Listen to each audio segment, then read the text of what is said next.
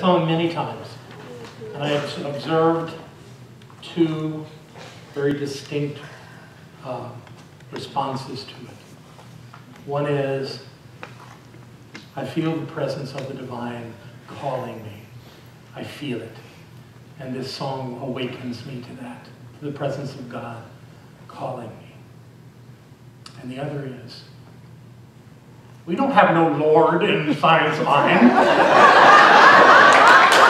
This is Lord stuff.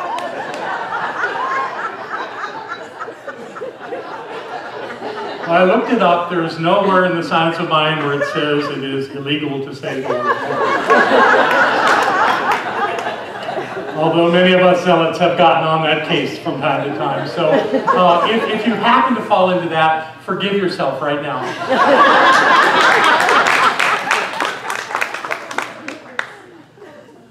But that really creates a context for me. Thank you so much, my brother.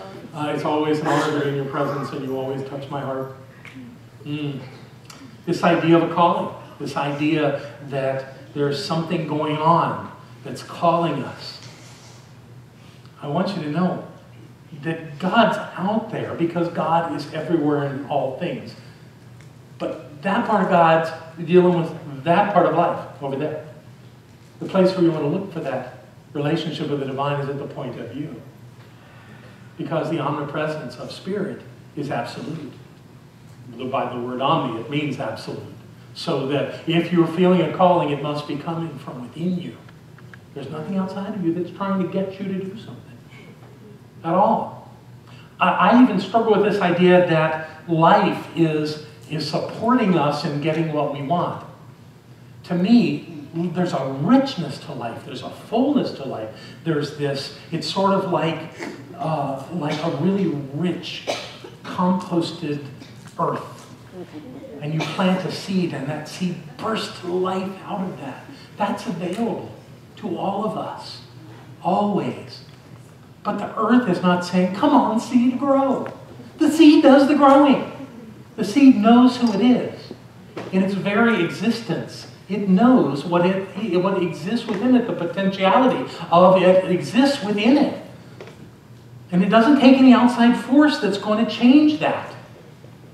Of course, it does matter where you plant it. You know, that's part of the deal. And it's your ability, though, to know, like the seed knows, why you're here. It's important for you to understand, and these feelings that you have, that you recognize them, and that you act on them. That helps make all of this work. The great teacher Rumi has some wonderful things to say about that. Let me tell you what he said. In his piece called The Real Work, he writes, human beings come to this world to do particular work, and each is specific to the person. If you don't do it, it's as though a priceless Indian sword was used to slice rotten meat. Yuck.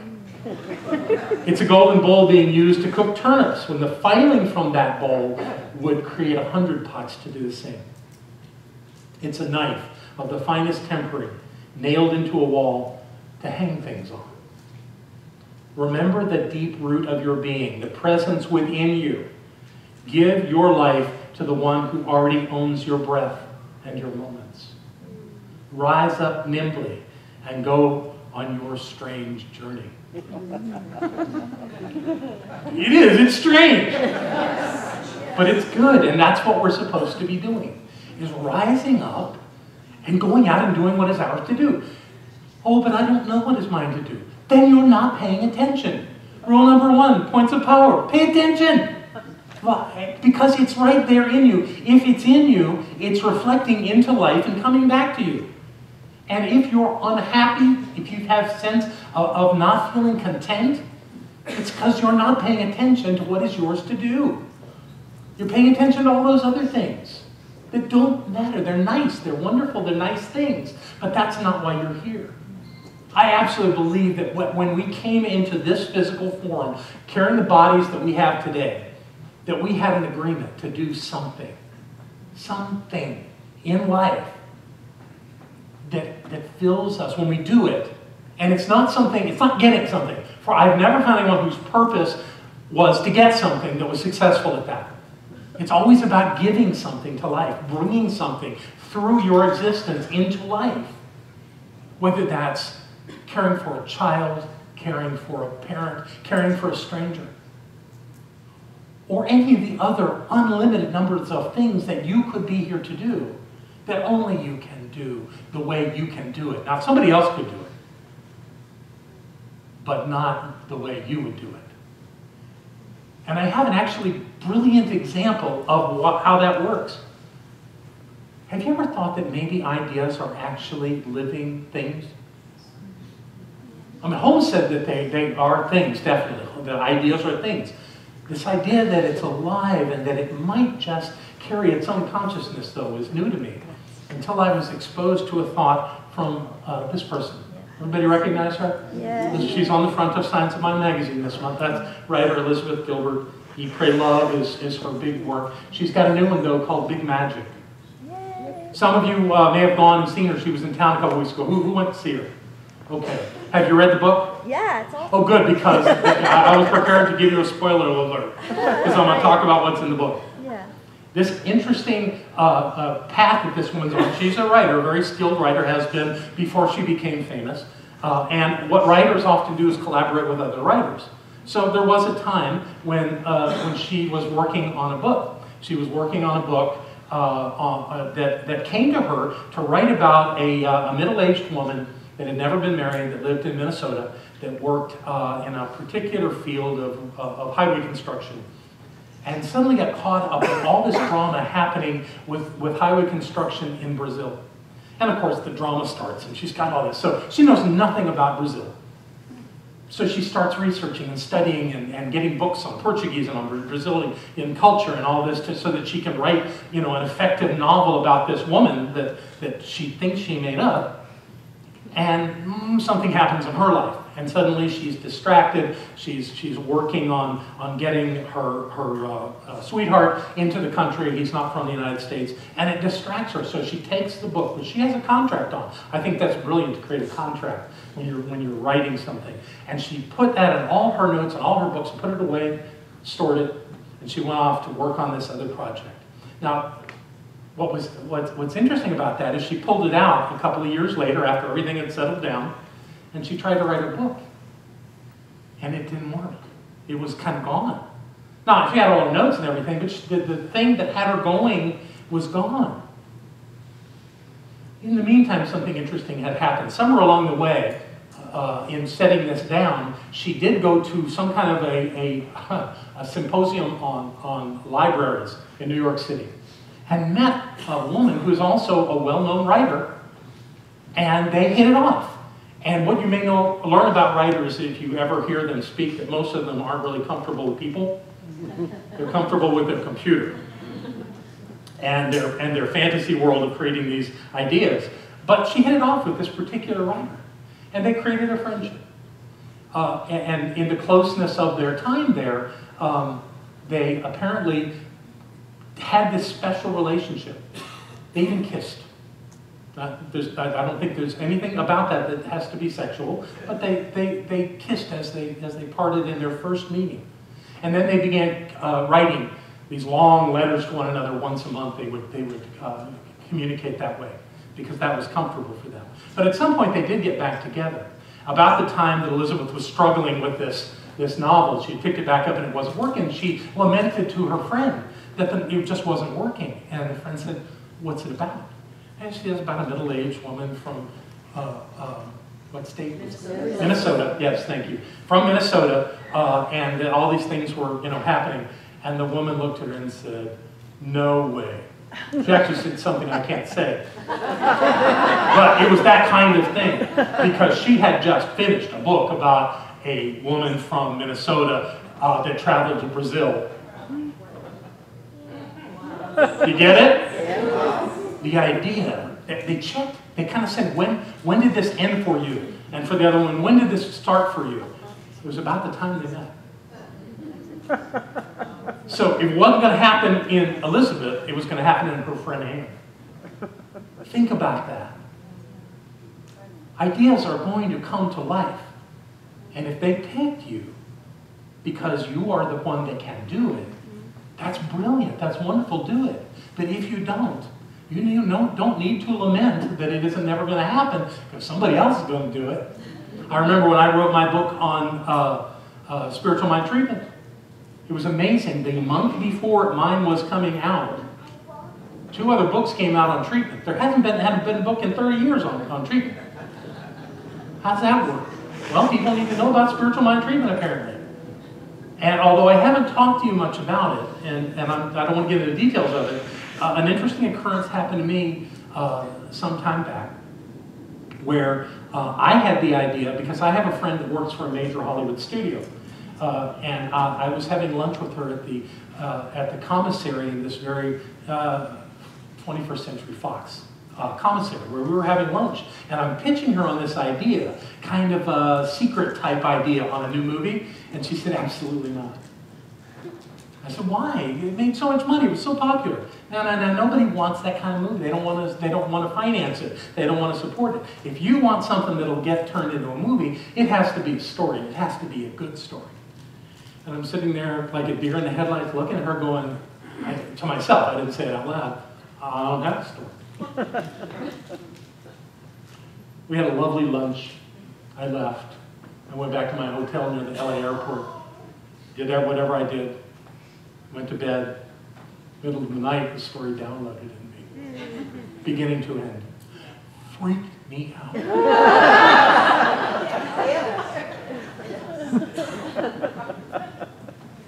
So I came home and talked about it for a while to myself and to Barbara, and didn't want to tell anybody because it just was too freaky. But then I started writing. And in a matter of 2 weeks, the thing just about wrote itself. Now, it's not complete, and I did set it down because I got this job being president. Well, not no more. Yeah, so that's kind of unfolding in my life, this whole idea. So I've got this notion that there's this thing about being called to do something, and you don't have to do it. Your life's not ruined if you don't do it. But if you do it, you're going to get what you came to get. Because you will have brought and given what you came to give, and you have been the one who you came to be. And isn't that a better way to be a human being on planet Earth? Isn't that a greater life to create? What I get from this story is that I have things to do.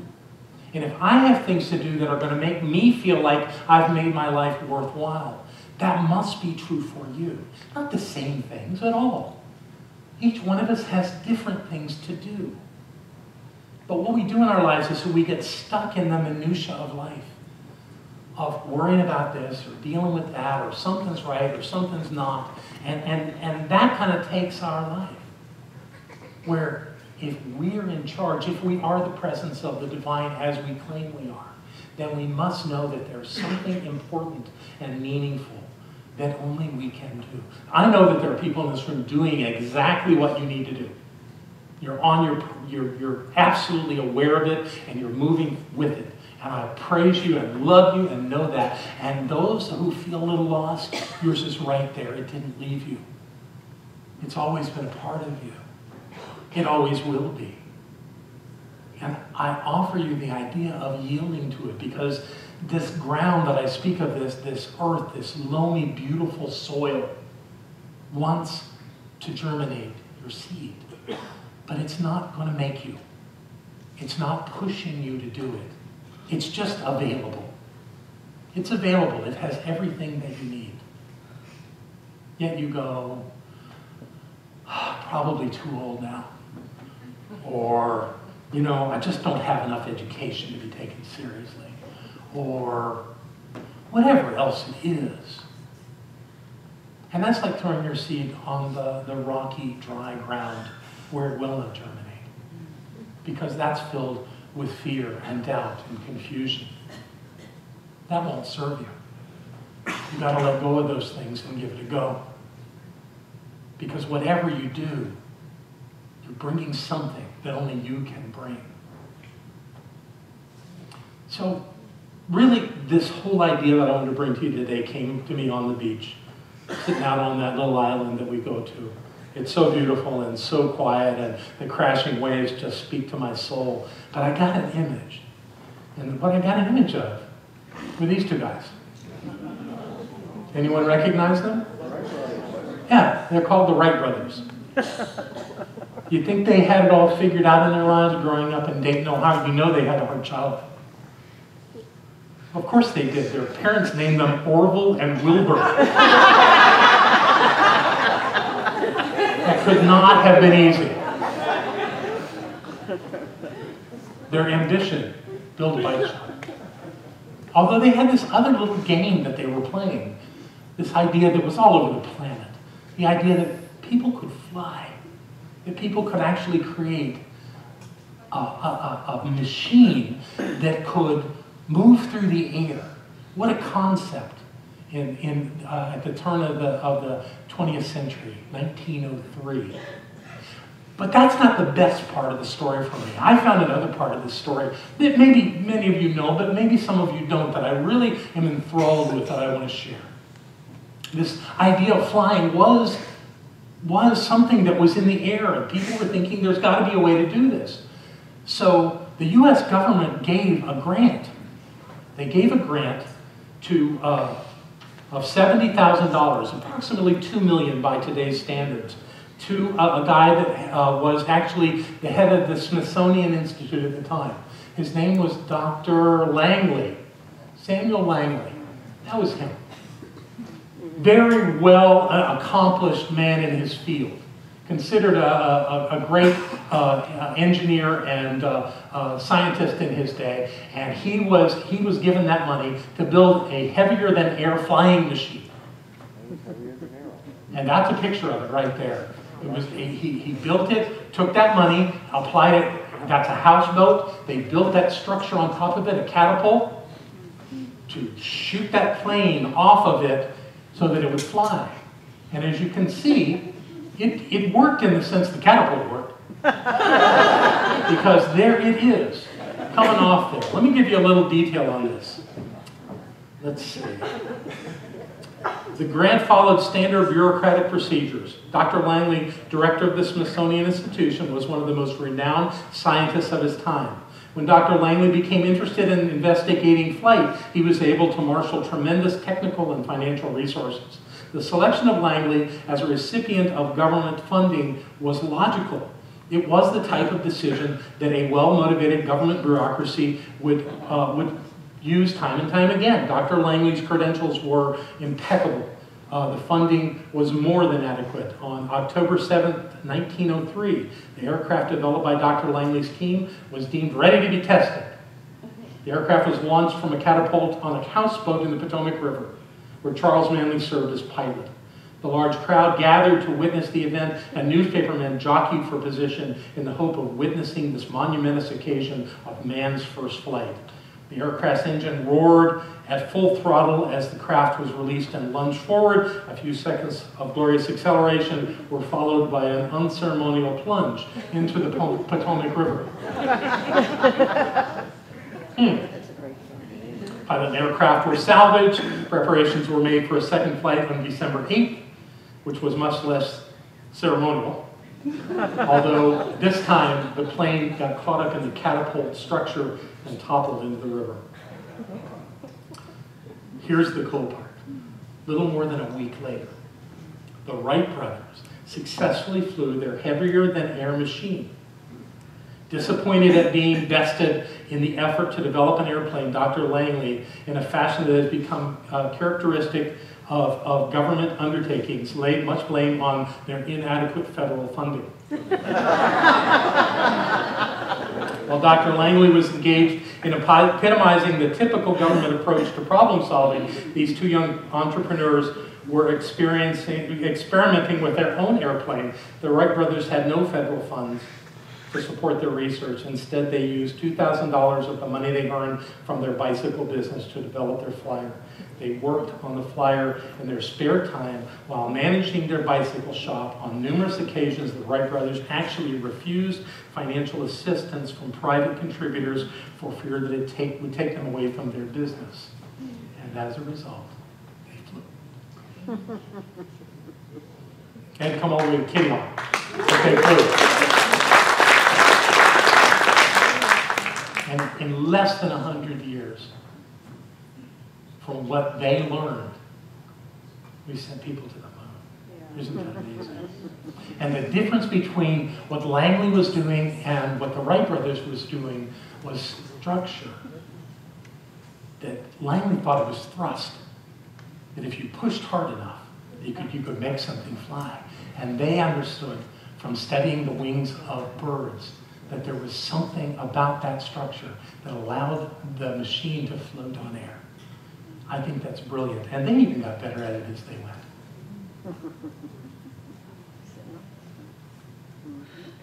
They are not exceptional people different than you and me. They were not geniuses by any standard. They were people that were living their purpose. They were following their calling. They were listening and responding to what was happening within them.